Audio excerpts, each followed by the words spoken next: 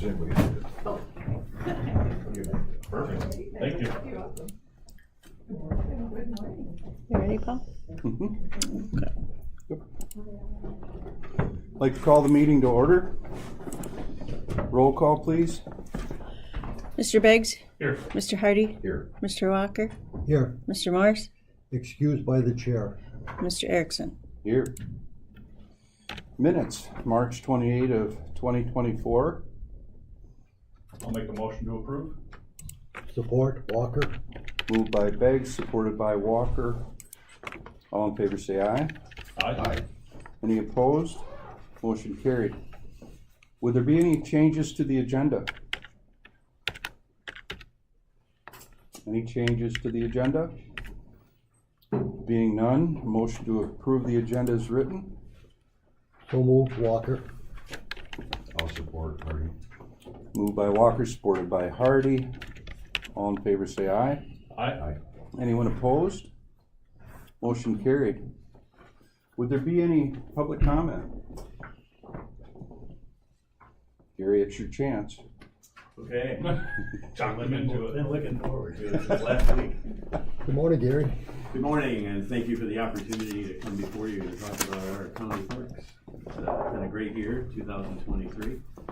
But I'd start with a little history about county parks. So a statute that the state of Michigan had in 1913 basically created county parks, and they were under the jurisdiction actually of the road commission. And in 1965, that was changed by another ordinance that the state had put through, and that allowed the county parks to come under the guise of the county boards. The funny thing is that none of the money that was helping support parks in the past from the road commission came with that, so that's where it fell into the county board budget.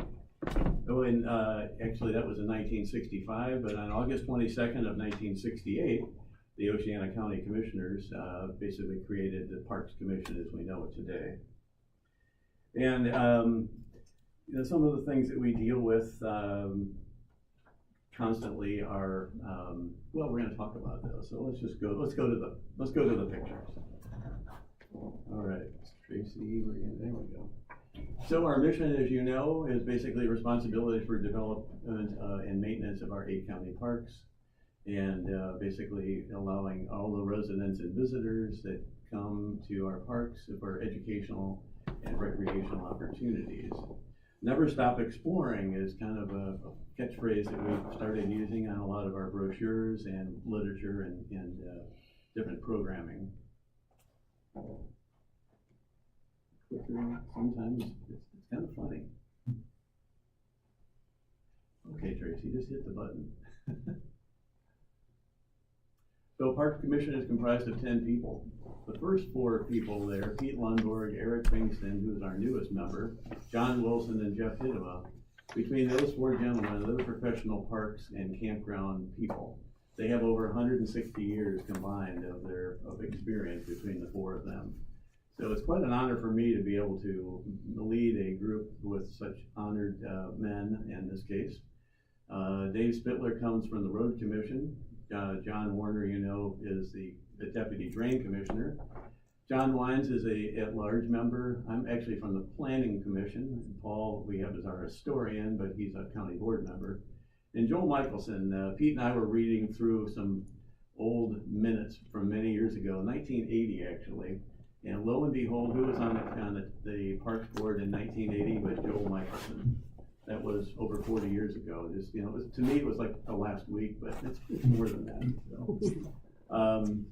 But Pete has done an amazing job out at Cedar Point. Eric is new, and you approved him last fall. And Eric runs the West Michigan, the old Methodist Church camp up near Pentwater, and he has a lot of great ideas for Black Lake. So he's been shepherding, working with our new host out there, and trying to get that in order for camp season coming up. So you found a host? We did. Okay. Yeah, as a matter of fact, we can talk about that here in a bit. But John Wilson continues to write grants for us, does a great job. There's such a lot of time to develop grants and working with the DNR. Now that we have our 5-year plan up to speed, we're going to be able to go out and look for even more opportunities to expand product or programs. And Jeff Hidema, who you all know, you know his twin brother, Mark, but Jeff actually runs the Muskegon Township Parks, or Muskegon County Parks, rather. So he's brings a lot to us. So Eric and Jeff are still working out in parks and in campgrounds, and where Pete and John are retired. What, maybe not retired, but semi-retired, doing other things. We're gonna go one more. So major accomplishments are pretty good. 5-year plan is underway with Limserdick. We were able to get that completed pretty much. It's out for public review right now, and we expect to have that to the county board in June of '24. So coming up pretty quick. We were able to take the ARPA funding that we asked for 2 years ago and get the East Boardwalk replaced out at Gales Pond. Have a lot of great comments. We actually took it right down to earth, bare earth, and it's now well supported and good under feet. It's going to be there a long time. Pete was able to basically finally finish the beach stairs, 60 stairs to the beach. A lot of man hours, as you know, and thanks to Pete and also to the Lathers family. And this during the winter, Pete was able to finish the beach walkway, which I have some pictures coming up here. And again, thank you to Pete and to the Lathers. We were able to build a new 24 by 32 picnic shelter. It was a gift to the county. And then we had 3 grants for picnic tables and grills from the People's Fund and the Oceana Community Foundation for about $11,000 in round numbers. We did a park redesign for long-term planning of both Black Lake and Crystal Valley. We were able to work with a landscape architect who has drawn up long-term plans for us, Pam Blau of PM Blau out of Grand Haven. Does a fantastic job. The Black Lake, as we talked a little bit about in the past, she had a much bigger vision than what our budget could afford, let's put it that way. She was looking to go from 14 campground sites to 48, which would completely change that whole property. So that's a 100-acre property. It needs to be used in a better, more efficient way, and we're working on different programming to find a way to get to the other side of the lake. That's really one of our missions going forward. Next slide, please. We also replaced 200 feet of the Gales Pond main boardwalk, which we'll see here in a minute. So the boardwalk over time, because it was using a wood structure material, the top boards are starting to be basically sun beaten and weathered, and to the point where they're starting to really be an issue. So we have to start looking at ways to replace that. So we've gone into a decking material. I don't remember which one, Bob, but it seems to be holding up pretty well. People have been really happy that they're seeing that. So that's going to be an ongoing thing out of our county budget.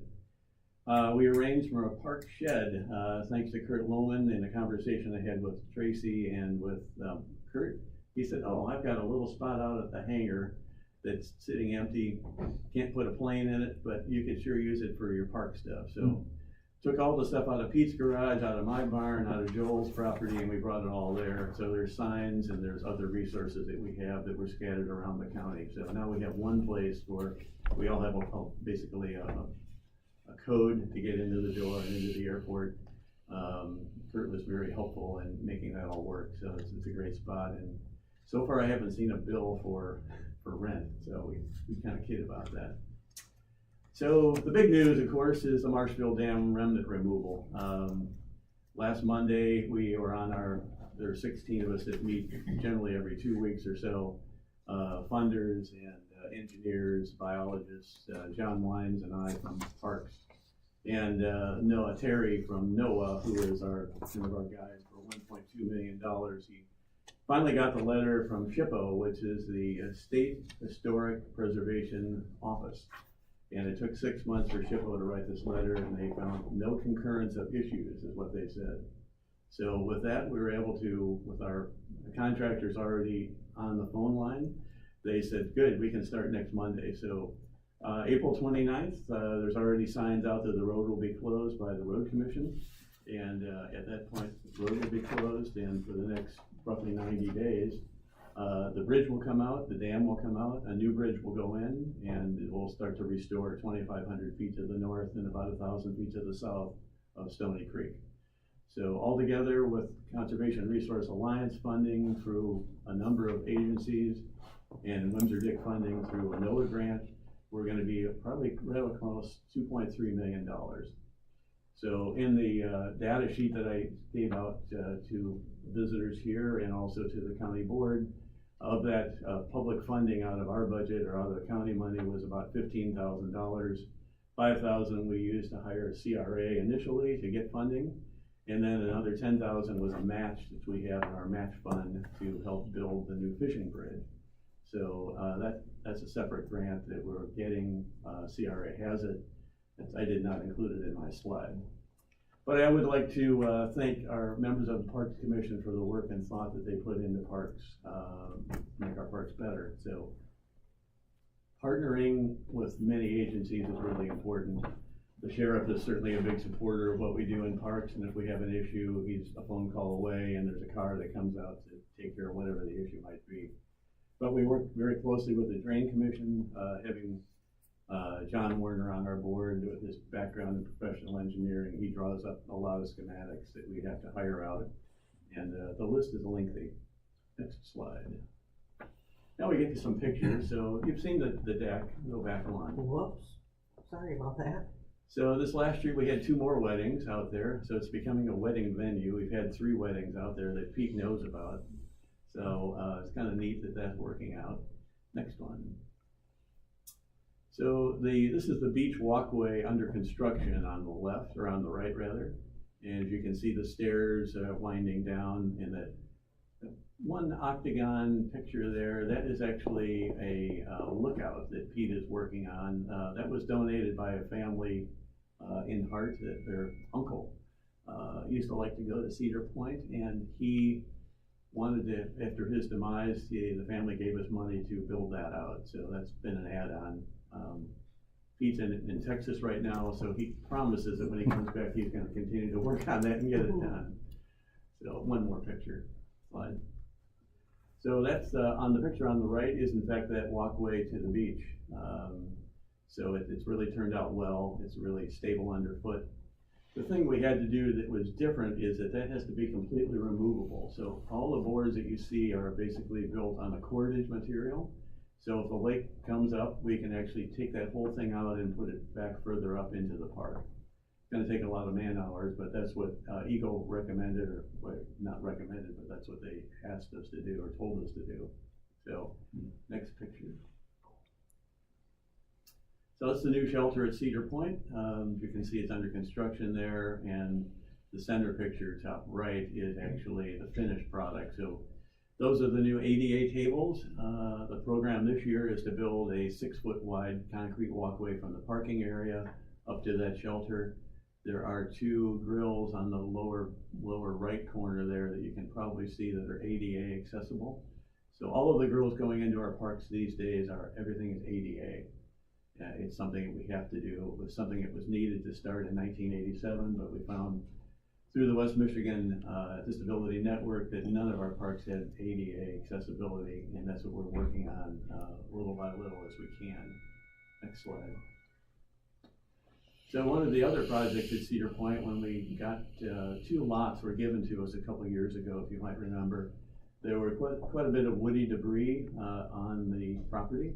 So we've been working with Custom Tree Service, and for $1,000 for 8 hours, they send a crew out there and take as much of the dead wood off of the ground. Joel and Pete said, oh, we can do that. Well, they're both in their upper 70s now, and it's not as easy, but when Tom goes in there with his guys, he takes all the material away. We don't have to burn it somewhere. He takes it and disposes of it. So it's money we believe is well worth spent. Next one. And Crystal Valley Park has a picture of the playground and the dugout. And Crystal Valley is coming along really well. We have a great relationship with Crystal Valley Township. Lee Heisel has been just a wonderful guy to work with. He works as much at the park as we do. And more recently, Dave Spittler has taken over jurisdiction of that, and he's given me a laundry list of things that he wants to get done this year out at Crystal Valley, along with Lee. Next one. That's our shelter. That electrical box on the lower left there that was tampered with last year caused a lot of issues, and fortunately, the hooligans, quote unquote, the hooligans are not there any longer. So we hope that they'll respect our property there and let it be alone. So next. And vandalism continues to put a strain on our budget, as it says. That ring there at Crystal Valley on the pond is very regularly floating in the pond or over the spillway. And it continues to befuddle us why people continue to do that, but it's the way it is. And I think last year we added up, we had about $3,000 worth of vandalism damage in county parks, from porta-johns being tipped over to lights being broken, electrical equipment that was damaged, and so on. So it's unfortunate, but it's the way life is these days. Next. And of course we have the NAM, the spillway, and that's constantly a question that comes up regularly. Well, what are you going to do with the spillway? And I said, well, we're still working on it. They're doing some additional engineering work, and the county board will eventually get to a point where they're going to decide what they want to do with it. Next. The Doolittle Shelter, built 2 years ago, has really become a great spot for families to come out to. We're seeing a lot of people from Hart and Elbridge, as it says there. But what really is neat is the next picture. There's a milk snake I found at Doolittle Park. That's the back part of the 40. You don't see a lot of milk snakes around. Again? Yep. There we go. So out of Doolittle Park, the Conservation District has adopted that park as an educational area. This is a picture of 30 children who are part of the forest camp. So the Conservation District has both the forest camp during the summer and also the pond camp, which is generally in June. This is actually, I believe it was in July. And then they also do the farm camp, which is actually at a local farm. Pardon me. Carrie Wilson, who is the educator, has just done a wonderful job. She has a senior now. She calls them the senior knee-high naturalists. There's 12 people that get together once a month, and they go hiking in various parks in different places around Oceana County. And they've adopted trails out there at Doolittle, so they do stick pickup and do light maintenance, so on. So they're really using the parks in a good way. Next one. Gales Pond, summer day. That's a red-eared slider. And there we have one of my favorites, the blue racer at Gales Pond. Next. And we have over 240 species now of plants that have been identified by our botanist. It's a gentleman from Ludington who would like to come down and walk through our parks, and he's found 5 different species now in Gales Pond that are not found anywhere else in Oceana or Mason County. That one, however, is not. That's marsh marigold, and that's very prevalent right now. That's our boardwalk. Next picture will show you the new material. So that's the new material that's going down on the left, and it's synthetic.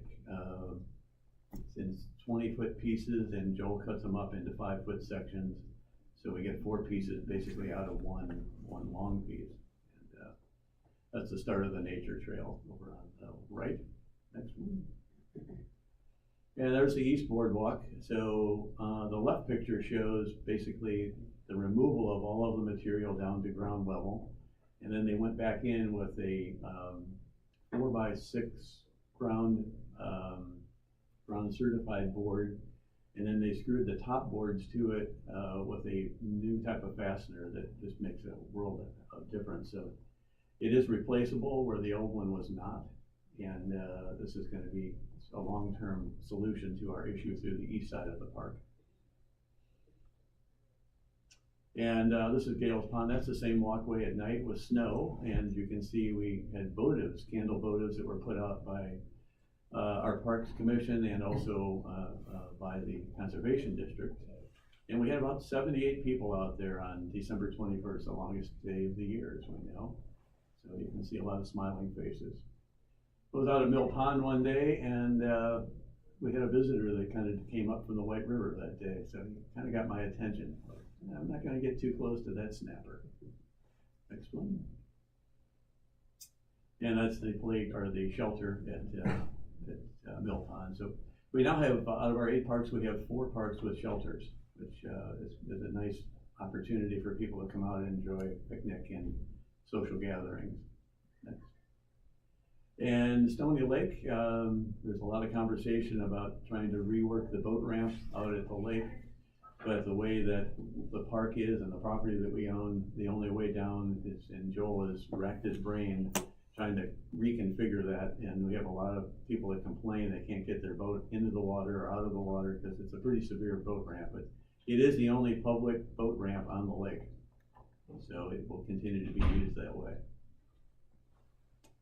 Then we get into Marshfield Dam. So quick review, Marshfield Dam area started back in the 1860s with the Marsh Brothers, and that's the old grist mill. They built a lumber mill and a grist mill during that time.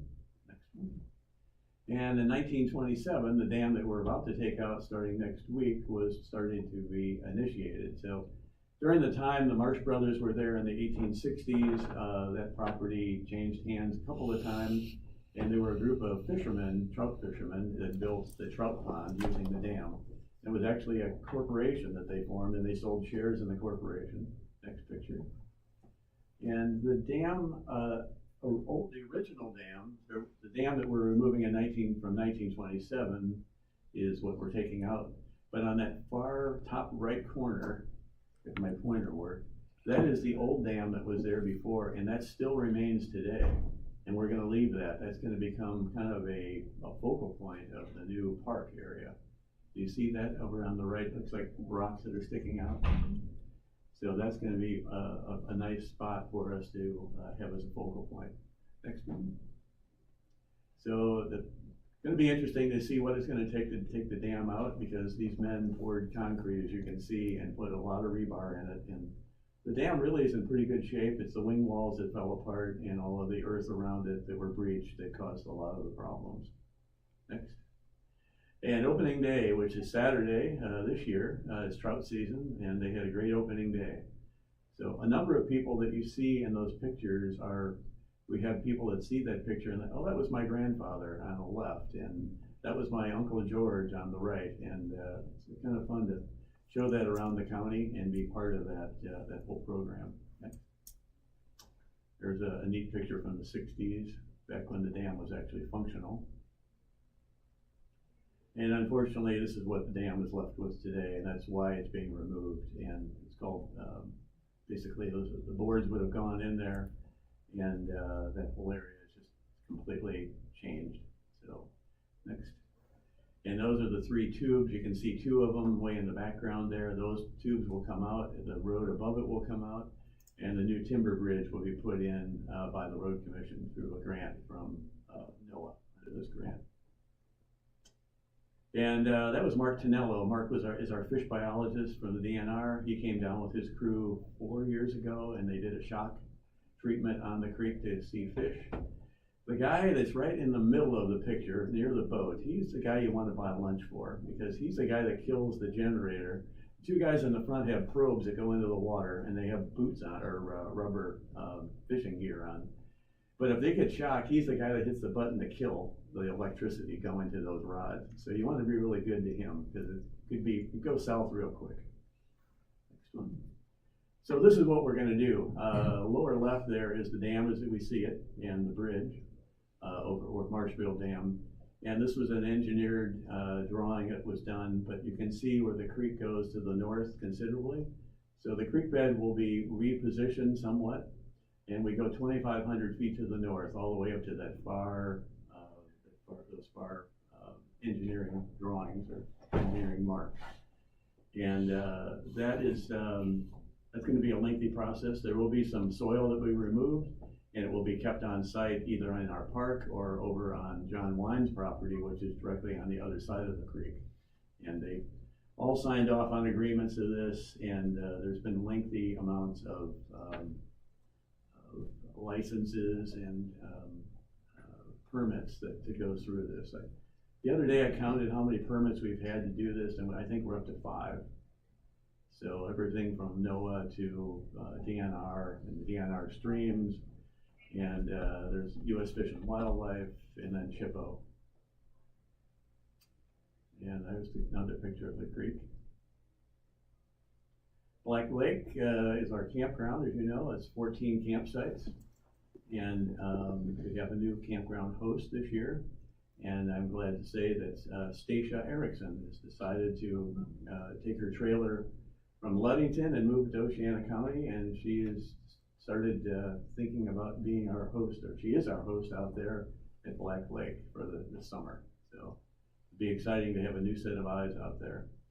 John Wines was out fishing with Joel one day, and they caught this beautiful northern. So John doesn't like me showing that picture around because he does not think that other people need to know that's a good fishing spot for northern. So pretend like you didn't see that.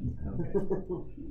So community partners are important, as we know. Conservation District, Community Foundation, the Yak Group, People's Energy we use a lot. The judge, Judge Lambrick, has just been a great help to us with kids from the juvenile court.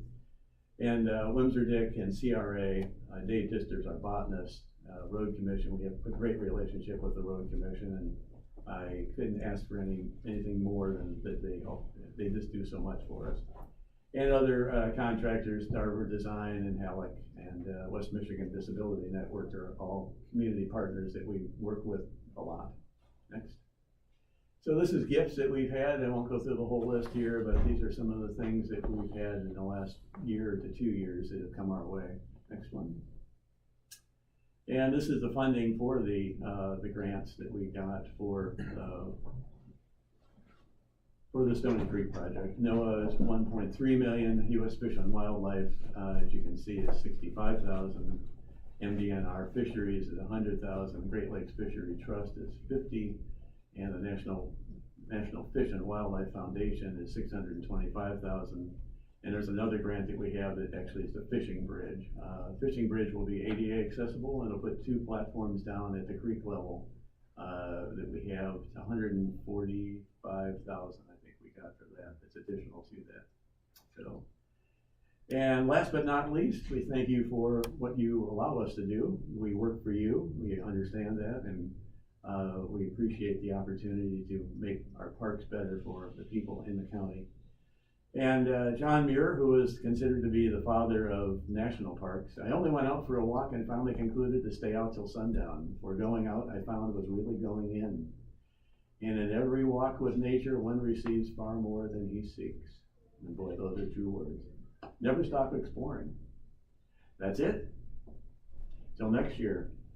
It won't be me, but somebody will be here next year.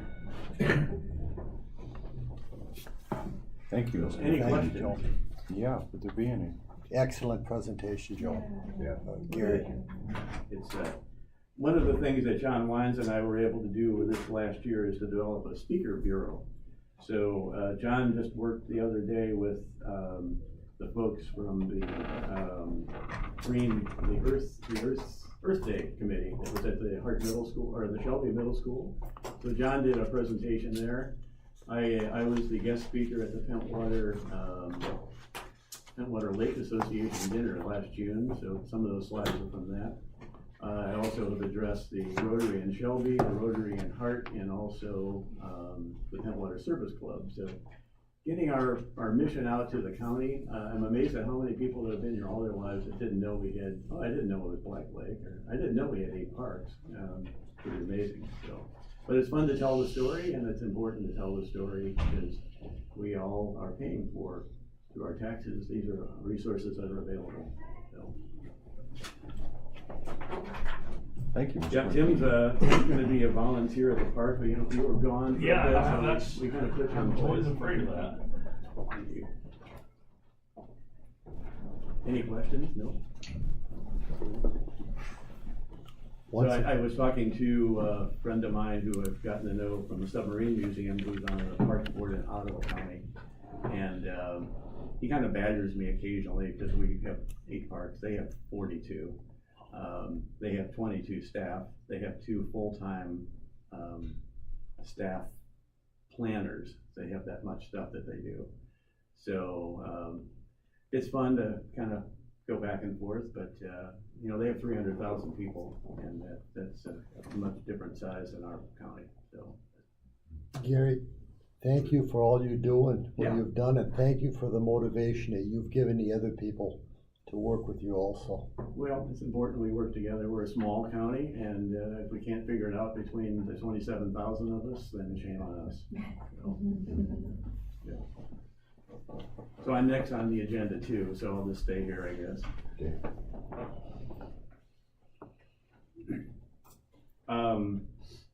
Kind of switching veins a little bit, in June of 2021, we realized that there were some things in our, during the time I became chairman of Parks, there were some things that needed to be revised in our bylaws. And we did that, and we amended those. I believe they were sent to the board and they were approved, the bylaws. I don't remember that that was the case, but we did find that we changed 2 county park regulations that did not come before you for approval. I was basically reading through the laws from the state of Michigan, what creates park boards or park commissions, and found that the rules and regulations for parks need to go before this body to be approved. We did not do that. I apologize for that. That was my fault. We did investigate item number 14, which is the possession, discharge, and carrying of firearms or other weapons in Oceana County parks. Oceana County Park property shall be governed by federal, state, and local law. And due to safety concerns, no hunting, trapping, archery are allowed in county parks. This includes the discharge of air guns, gas guns, spring-loaded guns, slingshots, bows, and arrows. So what was added was the possession and discharge of carrying of firearms or other weapons in Oceana County Park property shall be governed by federal, state, and local law. We looked at the park rules in Muskegon, we looked at park rules in Newaygo County, we looked at Mason County, and we felt that by adding the fact that they're governed by federal, state, and local law seemed to make a lot of sense. And I think you and I talked about that a couple years ago specifically.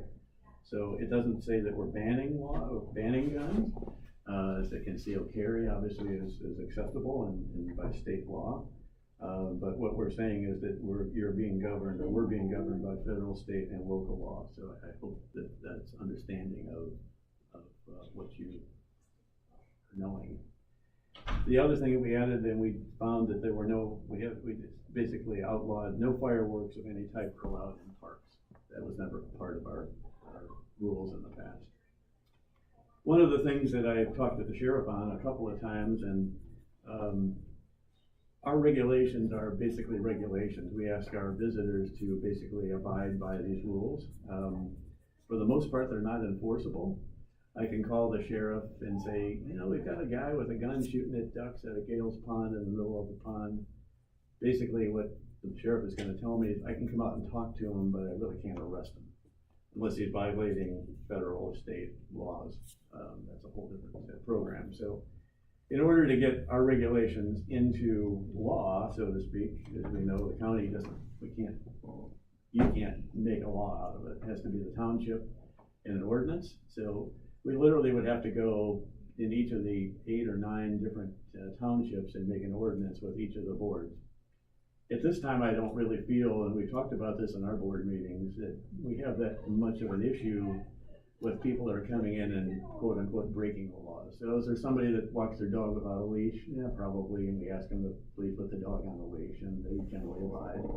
But we don't have a lot of issues out there. You know, I think in the last year or two, we've had probably 1 or 2 calls to the sheriff because of some reason. Generally, it's somebody going on the pool property at Cedar Point Park because they don't read our signs that are, this is our property, this is private property.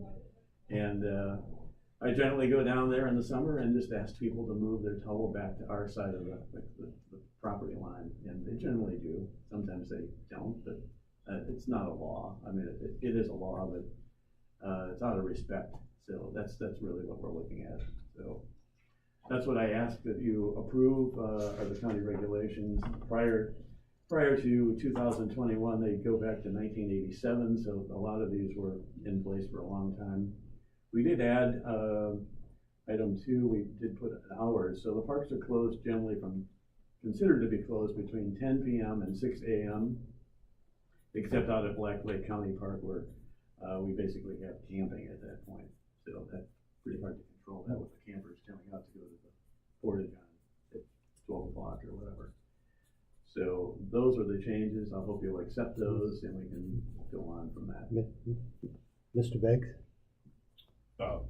Yeah, Mr. Erickson's. Oh, I'm sorry, Mr. Erickson. Tim and Paul. Bob. It's been a long morning, and we just got started. When I read the rules, they're excellent, they're to point and everything, and I asked Tracy to reach out to the prosecuting attorney about the rules. So if we did have to take enforcement action, the prosecuting attorney suggested that we make these civil infractions, and we can pass a regulation, a rule that is a civil infraction, and if there is somebody who is just, continuously doesn't abide by them, according to the prosecuting attorney, the sheriff's department can write them a civil infraction violation that they'll go to district court where they'll be handled, and his office will handle that. But if it escalates to the point that they are disorderly, Right. the sheriff's office can handle it that way. So it's my suggestion after talking to the prosecutor this morning too, that we make these a civil infraction violation with a fine and not to exceed $100. And at the bottom, Bob, if I could, or Mr. Walker, any violation of these regulations shall upon conviction be subject to the fine not to exceed $100 and or imprisonment not to exceed 90 days or both such fine and imprisonment. And if you look at the state statute, which I have, and we did talk to the county prosecutor in 2021 and also the sheriff. It actually says in the state law that it basically has that same verbiage there. Any violation of these regulations shall upon conviction. The civil infractions, sheriff, civil infractions, there's no jail time with them. That, a misdemeanor, you would be absolutely correct, but if it's a civil infraction, there's no jail, unless it's multiple infractions that we put in there. Right. So, if it wouldn't be objectable to you or the parks, I think we should make it a civil infraction, and it can be handled that way. Yeah. And Sheriff, do you see any problem with it being a civil infraction? I don't at all. Civil infraction would be fine. And that's something you and I never talked about, a civil infraction. I wasn't aware of that. So I would like to just put in the last part of it, that a conviction of a civil infraction subject to a maximum $100 fine. Okay. And then all of the deputies carry civil infraction books with them. So if it gets to the point that they can't reason with them, they can take that next step. That would be helpful. Thank you, Paul. Yeah, Yes, sir. if I may, Paul. Yes, sir. That's part of the response that the prosecutor gave back and said, and if it's a civil infraction, the burden of proof is only preponderance and not beyond a reasonable doubt. Right? So it kind of changes that as well. So. Well, using his verbiage is good. I think that's wise. Following what the prosecutor could prosecute. There are so many things that are civil infractions now, when they went into start decriminalizing things, and I didn't realize until just recently that even driving on a suspended driver's license the first time is a civil infraction though. All speeding tickets are civil infractions, just about everything, the minor things. And the issue was not for somebody to have a criminal record going forward for, minor violations, so. Tracy, can I get that verbiage from you so we can incorporate that at Parks? Yes. Yeah. I will, I'll get with Brittany to make those changes. Great. And we can get those to you. We'll talk about that next Thursday.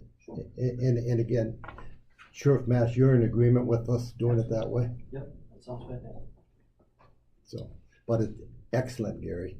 Yeah. The wording is excellent on it.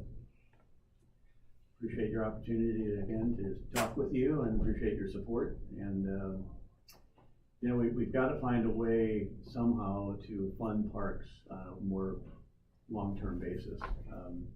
The statute of 1913 actually allows county boards to impose or to start to use a millage. I'm not for a guy who like to have taxes added to my tax bill, but at some point we have to decide as a community, as a county, if parks are that important to us, which we're starting to see. And like in the, recently Phil and the group that he's involved with had a study that was done, the workforce development study. And one of the things that came out of that was that people like to be where there's recreational opportunities available.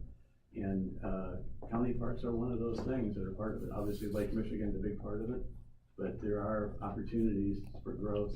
And quite honestly, our future for growth, our growth is the future. We have to find a way to go forward. So, thank you. Gary, in the county parks fills a void that we have with several of the townships that don't have parks. Right. There are several of our townships that don't have any parks at all. Yeah. And with your work and what you have done to improve the parks, and it fills that void, and it gives the people a place to go. I have to say that some of the townships have a bigger budget than we do for parks, so it's kind of like, okay. Anyway, so I appreciate your opportunity to be here, and I enjoy being part of the Parks Department and Planning Commission. So thank you. Thank you. Thank you, Gary. Would there be any public comment at this time?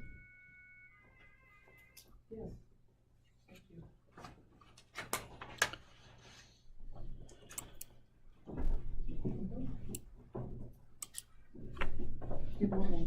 Good morning. Good morning. I'm Linda East, and I am from Mears, and I've been here before, which is unusual for me because I've never done this in my life. But as you have found your passion to be the parks, apparently I have found my passion to be the medical care, and not just because my mother lives there.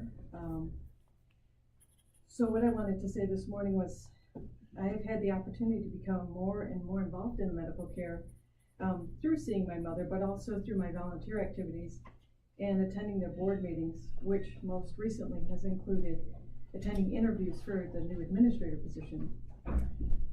Earlier this week, I attended a set of second interviews for candidates.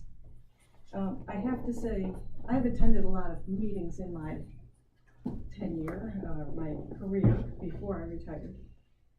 But I can't say that I've ever been quite as disturbed as I was during this meeting, where members of the board were actually quoting rumors about a candidate to exclude them from consideration. I'm sure that you're aware that rumors should never be utilized in an interview and consideration process for a position. And I also feel that during that meeting, that the integrity of one of the board members, as well as a member of your board, their integrity was impugned during this process. And I don't feel that that is appropriate either. So I want to make you aware. I don't know if this is something that you need to be aware of, but I believe you do as county commissioners. I believe that the medical care is a wonderful, wonderful place. And I want the processes that they have to be fair for everyone. Thank you. Thank you. Thank you very, very much. Would there be any other public comment? Hearing none, this meeting's adjourned.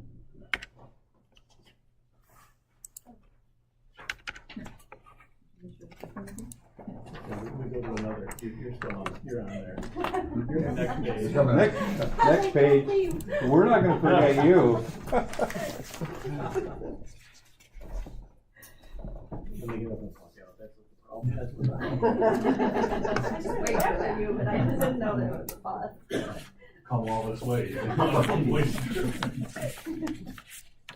I didn't forget you. Okay, I'd like to call to order the Finance and Administration Committee. May we have a roll call, please? Mr. Erickson? Here. Mr. Beggs? Here. Mr. Walker?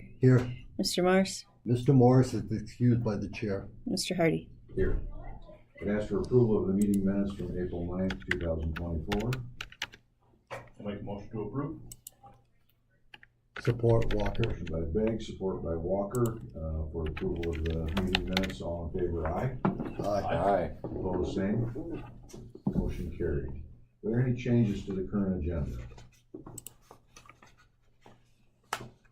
Any changes to the current agenda? Hearing none, I'll ask for approval of the current agenda.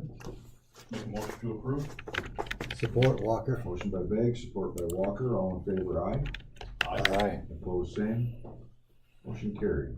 Any public comment at this time for the Finance and Administration Committee?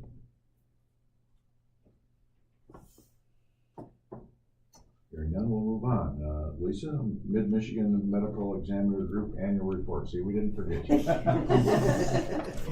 Meeting adjourned. I thought I was leaving. I didn't bring any donuts. Well, thank you for having me. It's always a pleasure to be here, and I somehow seem to follow the great presentation. You're making me cry. And so I thought about what historical questions could I ask regarding the medical examiner's office. Does anybody know the record of the first autopsy that was put on the paper? What would you think the first autopsy on record would have been? Not for our county, but anywhere in the world. How far back? So the first autopsy on record was that of Julius Caesar when he was assassinated in 44 BC. So the physician there decided to notate that he had 23 wounds, but it was only one of those that was fatal to his demise. And so then a couple generations later, an actual descendant of him was an emperor that had, Emperor Nero, that had his mother secretly put to death for criticizing his mistress. Now, he had her secretly put to death, so then he arrived at her autopsy, and this was in 37 AD. He went to her autopsy to make sure that it didn't come out that he secretly had his mother put to death for what she had done. Again, spoke against his mistress. So then after that, early Christians found that this was desecrating a corpse. And so for 800 years, autopsies were no-go. And so that's how long autopsies were then silenced. In our country, it was about, 1807 in Edinburgh, Scotland, then they actually started to introduce autopsies again, so that was 1807. And then in 1877 in Massachusetts, that's when the United States of America started having autopsies on record and really introducing the medical aspect of death investigation into the legal component of crime. And so from 1877, that's when it really started to unfold in our country. They found that taking out the aspect of politics was a good idea so that a medical examiner system which focused on the science of the decedent was actually preferred. And so in many, but not all, of the states of our union, we have medical examiners that, in science, medicine, that actually runs it without politics. There are, however, some coroners that are elected, and then there are some states that have a medical examiner system that is under the umbrella of their sheriff's office. Would you love to be in charge of this and signing the certificates, right? Can you imagine, right? So that's really the history. In the United States of America, 1918 is when the medical examiner's office really started to take off.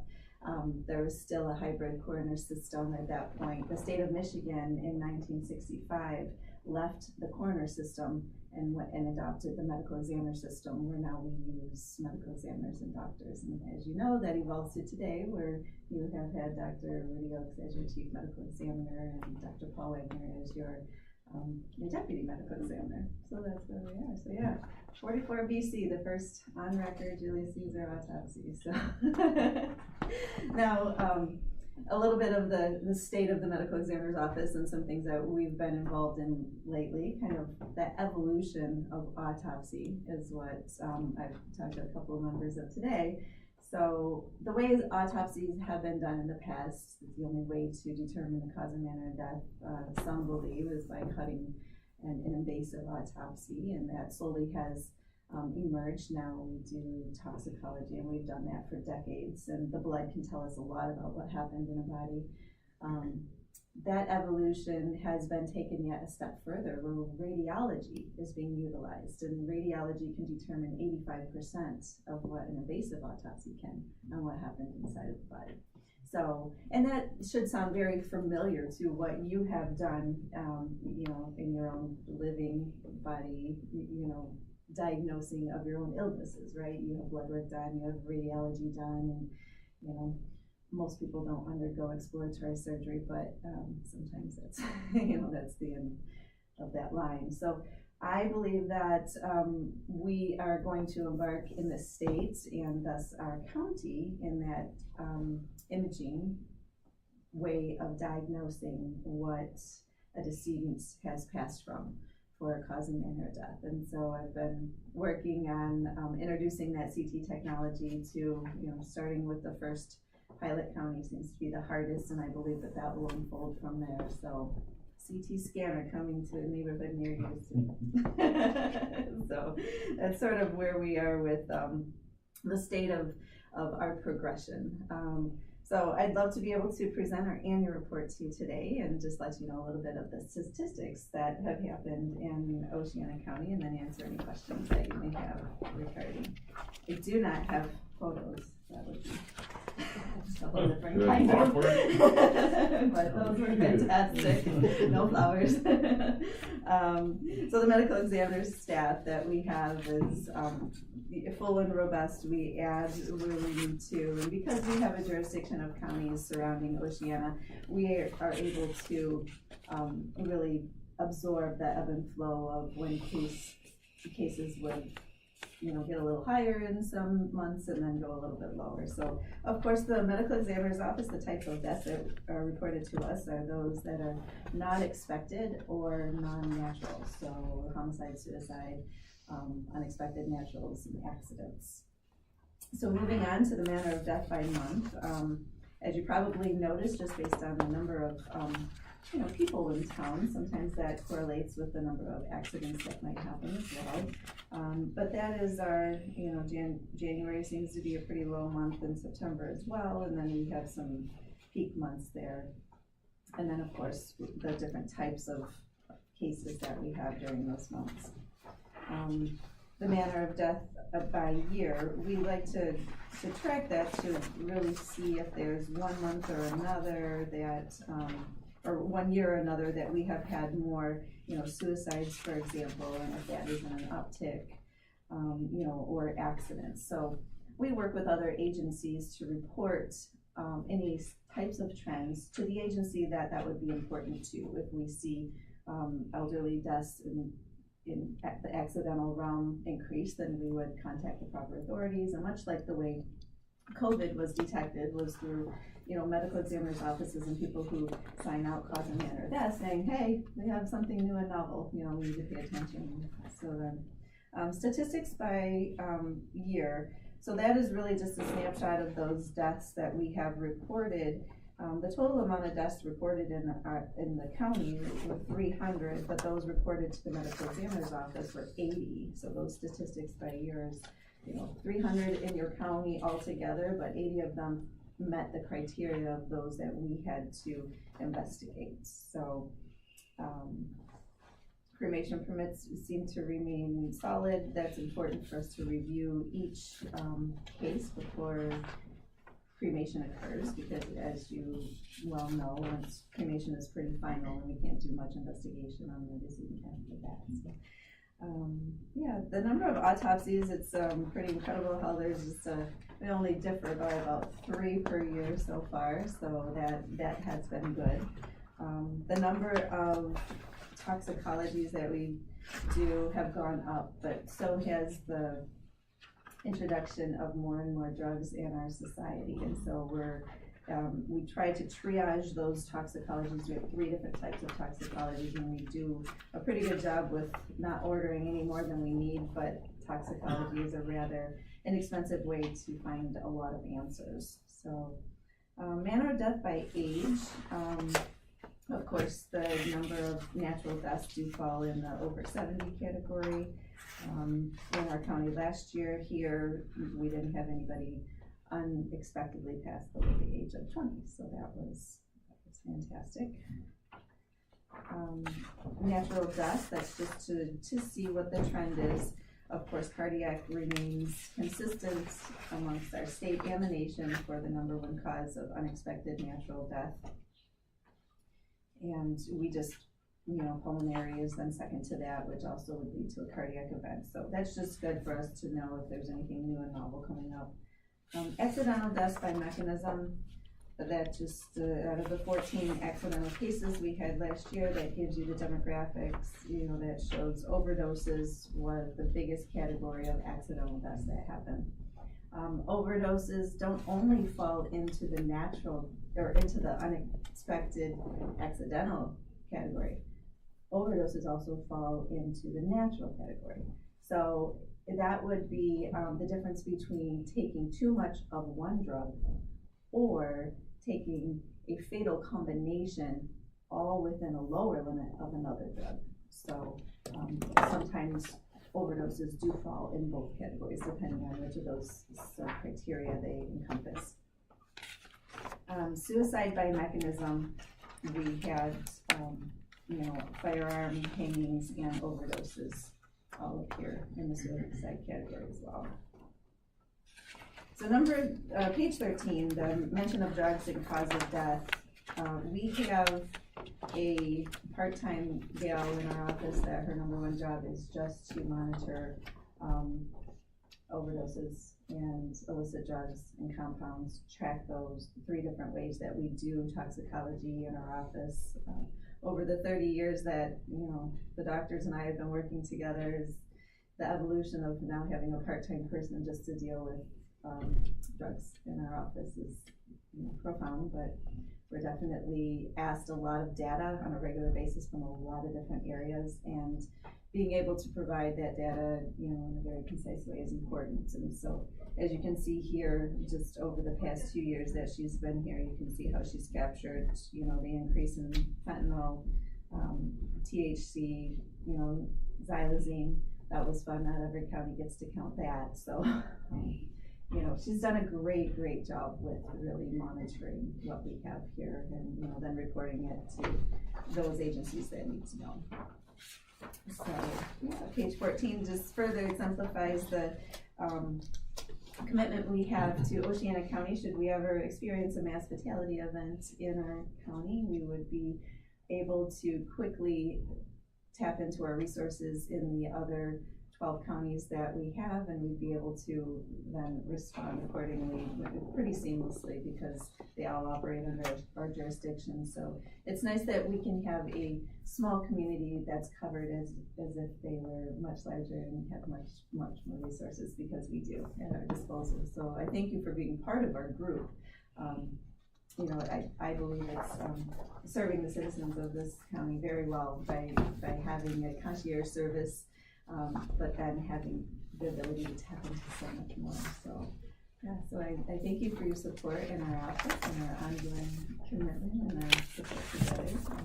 But I'd love to answer any questions that you have. I think I've asked this question before, but I don't remember the answer. So, obviously, we have a small hospital in this county. If an Oceana County resident is in hospital in Muskegon or Kent, is that death recorded in these reports, or is that the death happened in that county, so it's reported in that county? Okay. Correct. Yes. All right. Yes, we have that on a regular basis. Yeah. Because not every county has a hospital, and not every hospital is trauma. Mm-hmm. So, that happens on a regular basis, and then usually it's the hardest for law enforcement, because you could have somebody that got transported, we just did, down to the hospital in Kent County. Oh, yeah. And so that medical examiner then did the the death down there, but it's up to, you know, our law enforcement needs to know that that now this is a death and not just, you know, an accident or a potential homicide. So we have a potential homicide going on right now and that just takes the coordination between our office and their office. Sometimes the medical examiner down there doesn't want to do as much or further testing as we might want, and our law enforcement will contact us and say, yeah, this is looking, you know, the circumstances of the case, making it look like we need to investigate this a little bit more, and then we let that other medical examiner know that it's important that we have what we need to serve our law enforcement here. So, yeah, that's a great question. So, you know, if you ever have that as a family member or a citizen asked you, you know, they were a resident of this county, but they passed in another county, they would need to go seek from that clerk's office, you know, where their death certificates would be filed. Sure. Good person. However, the flip side of that is sometimes we have unclaimed decedents, and then let me see if this county had, we had, you know, 1 this year and 2 last year. So it doesn't matter where they pass, it goes back to the county of domicile. So, you know, I would have somebody maybe pass away downstate, you know, maybe in Detroit, but if they on file have Oceana County as a residency, then it's up to us to really process all that paperwork for them. So. Sure. Any other questions? Thank you very much. Thank you so much. Appreciate the report. Thank you, I'm not missing you. I appreciate your time. Great. Okay, moving on, Ms. Blamer, Veterans Affairs ballot language. Tracy wasn't able to make it today, but Jody is here. So I'm Sorry. scrambling last minute. Morning, I won't Jody. take too long. This is in regards to our millage that, just going over the verbiage that we're asking for the current 0.1 mil to be renewed for the next 4 years. It has been since 2013. The verbiage has worked well, so I think that you guys all have the verbiage in front of you. Okay, so I don't, unless you want me to read it, what I did bring was numbers with me just to kind of show how important the millage is. And I didn't know if you guys had any questions about that, if there was anything specific that you wanted to know in regards to the millage. I'm learning more about the millage myself. It's important to me, obviously, because it supports part of my job, but the most important part for me is that our veterans are being served in this county. So, I mean, yes, I like having a job. I love what I do. I'm a veteran. I love helping veterans, but the need for the millage is to be there, because on grant dollars alone, we could not support my position. And we're actually looking at, in the future, possibly trying to hire another part-timer, because last year the tracking I had was almost 3,000, and that is probably not even total accurate tracking. So we do a lot of tracking. We need to do that to get the grant dollars. That makes a big difference for the office. Allows us to have the van that we got that is utilized every week for veterans, handicap accessible. So all of that money, all that grant money is very important, and it does pay 11 hours of my employment, but the other 29 comes from the millage. And I know with 29 hours, or with working 11 hours, if the millage went away, there might be a workaround with that. I don't know all the politics with the budget and everything, so that's not my forte.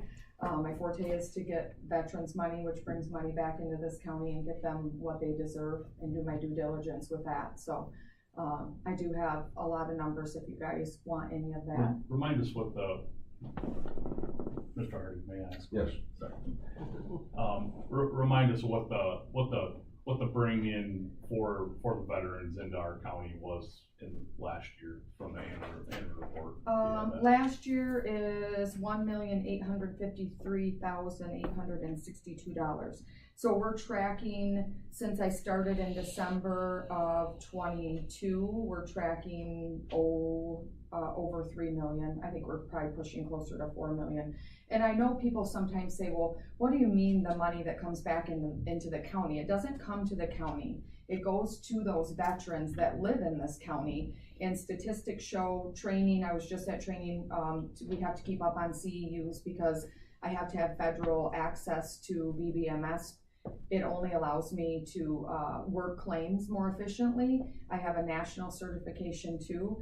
And what that does is allows veterans to spend money back in the community. And statistics do show that about 70% of that money that is awarded to veterans from claims, back pay, emergent need comes back into the county and supports the county and local businesses. Mr. Hardy? Yes, Mr. Walker. Jody, having been involved with the original passage of the millage and being on the board in that time, been very active, meeting with the service organizations on how we were going to do that. It's very nice, and I'm happy to see two things on your millage. One thing is it's for 4 years, so it's going to hit on a primary, it's going to hit on an election cycle, you know, and not be off. Yeah. And I'm very, very happy to see that your office is going to maintain the millage at 1 mil, and it's not even asking for an increase of the millage, and we couldn't ask for anything more than that.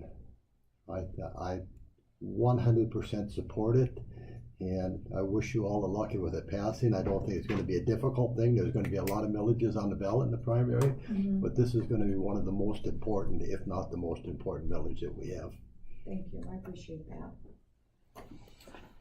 Yes, Mr. Erickson. Yes, and I'd really like to commend you for the changes in the department and what has happened over the last few years. You know, we were in disarray 6-8 years ago. We had a website, that all kinds of things happened that weren't fruitful, but yesterday I received a call from one of my childhood heroes, a Hart native, and he expressed how impressed he was with the office and the services that were delivered to him, and could not say enough about your role in our department. Oh, thank you, I appreciate that. I mean, it's hard because a lot of it is focused on money, and people are always happy when you get them money, so you get that praise back. But even for the ones that I could go 8 hours on how all of this kind of runs down and works, but I think sometimes just giving them the attention that they need, having them bring in their spouse or family member, letting them know that yes, they may not qualify for certain things, but they sometimes just want an avenue to be heard as a veteran, from veteran to veteran. And I think that's the most important thing. I think the food pantry has made a big difference in our county. I worked very hard to get that started, and that is all based on donations.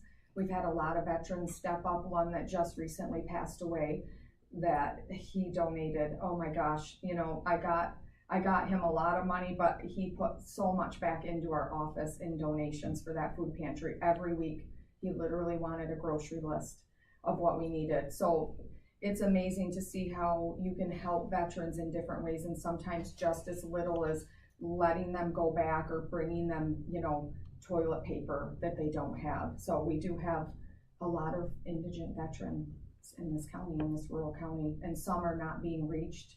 So we are doing more networking, more outreach. The fair is a big one. We reach a lot of people. I think last year I tracked 59 and we scheduled 30 veterans. Half of them didn't even know the office was there. So those outreach events are really important too, to bring veterans in that don't know anything about the office. So thank you for that, I appreciate that. Any other questions or comments? Sounds good. Thank you very much. Appreciate it. Administrator Biard, request to hire a replacement chief deputy drain commissioner 3 months prior to retirement date 2024-50. So, although we do not have a definitive date yet, the chief deputy drain commissioner has plans to retire, and we are asking that you allow for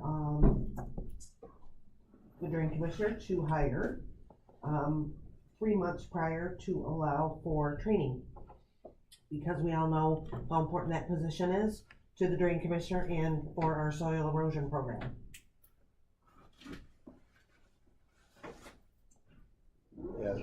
Yes, Ms. Ford. As we know, the administrator can approve the hiring for a vacant position. The only thing we're talking about is the additional additional. And when I think about, when we work on budget, how many county drains we have in the back part under the drain commissioners, and all of the things that they take care of, you know, I don't think 3 months is unreasonable for the person to get acclimated, not only on the county drains, but to have an idea of what permits are required for different things and all of it. It was certainly fortunate to have somebody with John Warner's ability, who I'm sure John will work close with that person to bring him up to steam within the 3 months. You know, it just makes, might be the hard part. yeah, just makes sense to me. I don't think we will, especially if you want another PE. Right.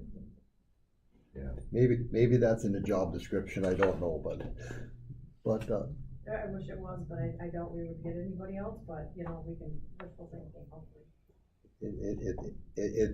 it just appears to me, Mr. Hardy, that this is a good management to do this. Exactly. Yep. Yes, Mr. I would agree. I think it's a good idea. It's something we've done with other departments to kind of hire before the need is there for some spin up time to just understand the workflow, the work at hand, and policies and procedures. Michelle, has he given you any indication when he might retire? He did say that, at this point, he's planning on the end of the year. If we were to post this, which I'd like to post it right away because it is such a niche job. Sure. To find somebody is probably gonna be difficult. I noticed that there's some job openings that have been on the county website for over a year. Wow. So, if we can find somebody faster, he would be willing to retire a little bit earlier. If somebody, say we found somebody in a month and then they could start a month after that, he'd be willing to do the 3 months worth of training and then retire earlier if that were to be the case. If we were to be that fortunate to find somebody that quickly. But at this point, he's planning on the end of the year. Okay. Thank you. Yep. Yeah, it was a good deal. Anyone else, questions? Hearing none, okay, thank you much. Mr. Biard, request to hire a replacement for the register of deeds to start June 10th, 1 month prior to retirement date. So at this point, we do have a retirement date for one of the employees in the Register of Deeds office. She does plan to leave, I believe it is July 5th, and they are asking for a replacement for her to start June 10th to allow for 1 month of training with her prior to her leaving.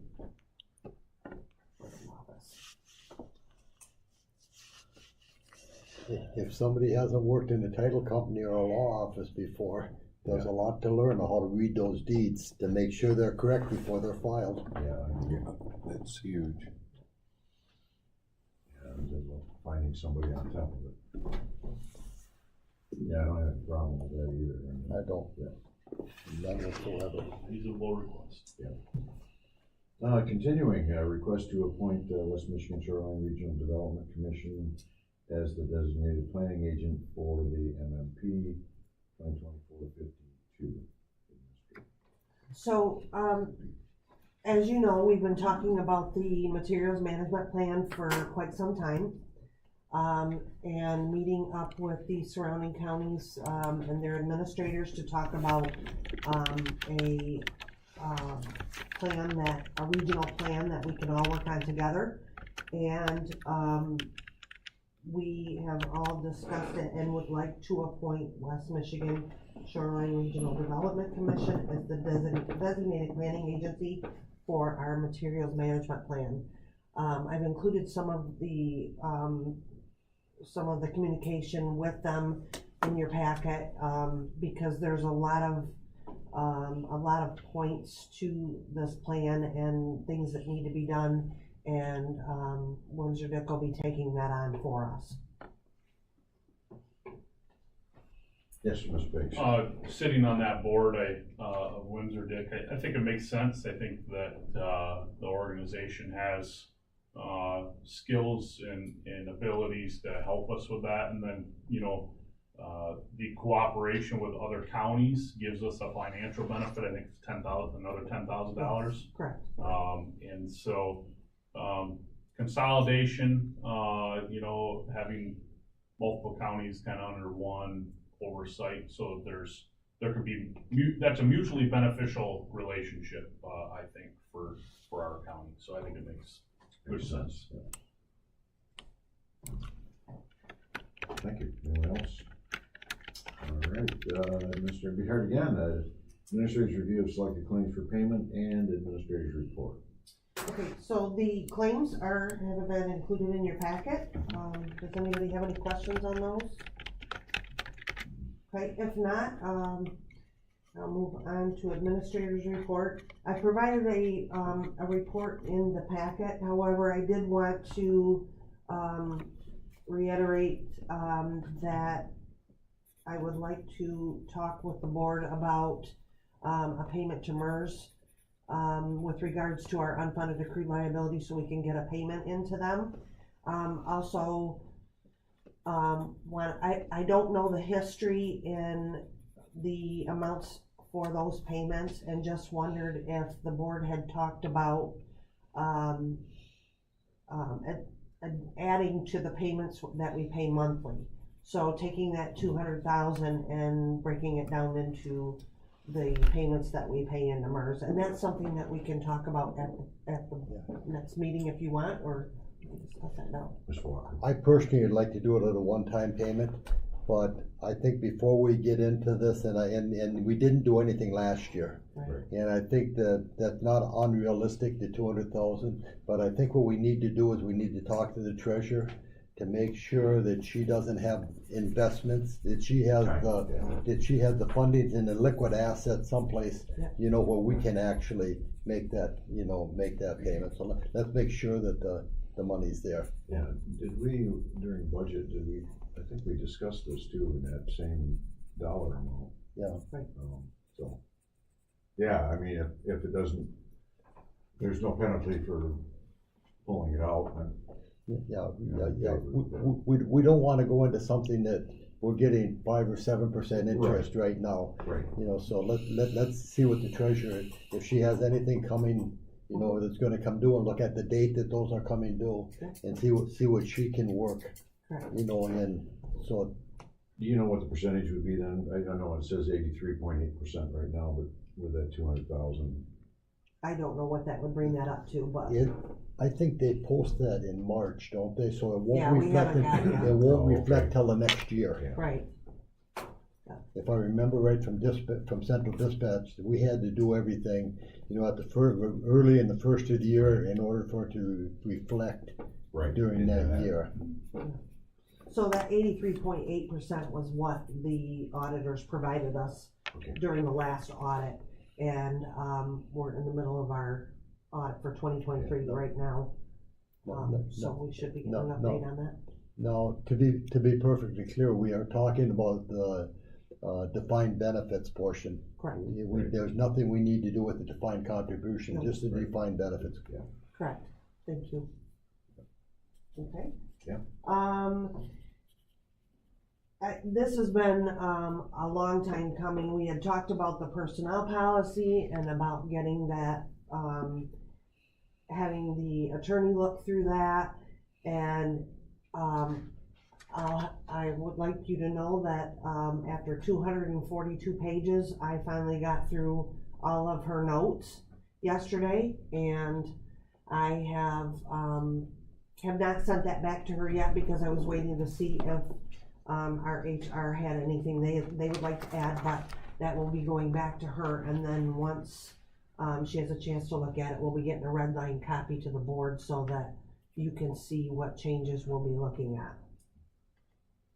And at some time before we actually bring that up for adoption, I'd like to see it go to the department heads, the elected department heads. Yeah. To see if there's something that we missed or would cause a big conflict within the departments. Okay. So we can do that. Alright, and then, There was previous discussion about the Pentwater Heart Trail. We had talked about it at a previous board meeting, how it was kind of stalled. John Wilson had reached out to me. There's a final payment of $553,000 that's coming from MEDC for that trail. And although they've gotten, there's a little bit of traction coming back, and it's, they're getting that going again. He asked if we could send something to MEDC to extend that last and that final payment, so that we would have time to get the engineering and things completed with that. So I have sent an email on to MEDC to see what we need to do and what we need to get to them to finish that up. And then the only other thing I had was, I wanted to ask the board when they wanted to reschedule the airport and animal control tour. In Griswold. Right. So, just something to think about, and we can, I wasn't sure when you wanted to do that again. Meeting Yeah. sounds good. Let's try and do it next meeting, after the next meeting.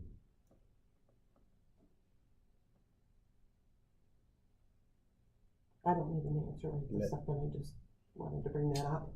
Yeah, So if you want, maybe, I guess, everybody can take a look and let her know. let's look at, see what we've got Yeah. coming up. Okay, Yeah, that might be better. thank you. Okay? Yeah. All right, department head reports. Sheriff? Good morning, everyone. Morning, Sheriff. Just a little bit to share, our inmate work crew is out today, so if any of you go past the, Shelby Township Park, the new park down on Buchanan and 72nd, you might very well see a correction officer down there with 5 inmates, down getting the park ready. So, it's good to have those guys out, have that working. We've got 40, there's 48 in jail. Those 5 are out on a little day vacation, but we used to have 48 in jail currently. I don't know if any of you knew or remember, Deb Barefoot. She was a 20-year employee here, passed away, or she retired in 2009. She just passed away. Her funeral is Saturday afternoon. Other than that, things are going mostly well. There is some talk amongst my union, my corrections union, about their exploring some options. So we might have to visit that in the future, but right now it's just exploratory. There's some of the union are talking about possibly splitting. So just bring me up to date, sharing that a little bit with you. I'll share more when I know more. You guys are just finishing up the academy. It sounds like you're still doing very, very well at the academy. We've got 2 guys on FTO right now on the road, so we really don't need those 2 guys from the academy quite yet. This summer, Sergeant Bosley has he's put forth interest in taking over the Marine program for us for the summertime, which is it's a big relief. We needed somebody, and Scott's very, very capable of coming in and doing that for us. So we're fortunate that he can step right in with Scott's ran the Marine Patrol previously, and he's got a Coast Guard experience, so Scott can come in and do that with his hand behind his back, so no problem there. So in May, Scott's going to be coming off nights where he's been for a long, long time, and coming and helping us out with the Marine Division for the summer. Yeah. How many jugs of sunscreen are you gonna get him? It's gonna be a shot in his. You haven't seen sunlight in a long He's been time. working on nights a long time. Yep. Good question. Any questions for me? Okay, thank you. Thank you, Sheriff. Okay, moving on. Any public comment at this time for Finance and Administration Committee? Thought maybe Gary wanna say something. I'll go back. Oceana County Planning Commission, we are sponsoring an educational program for township officials, planning and zoning commission members, also the county board, if you'd like. We have 40 people signed up. It's gonna be May 16th at the Annex Building. And it'll be led by Mary Riley, who is the MSU educator for governmental affairs from Manistee. Looking forward to a good turnout, and there'll be another one in September. This one is going to be largely planning, and the second one in September will be largely zoning. So working with the townships and making sure that they get an understanding, a fundamental understanding of what planning and zoning actually means is important to us as planners for the county. Great, thank you, Gary, appreciate it. Any I'll other- also say that John Warner, who's the Deputy Drain Commissioner, who is a vital part of the Parks Commission. He's helped us innumerably on doing all sorts of engineering studies, working with Eagle to get permits for all sorts of different things that we're doing in parks. He's gonna be sorely missed, and I've actually thought about talking to his wife about letting him have another stay of another year, but that's not gone so well apparently. But, he will be missed. Overruled. Yeah. Any other public comment for Finance and Administration? Hearing none, we will adjourn the Finance and Administration Committee and take a short pause before the regular board meeting. Did you see your picture?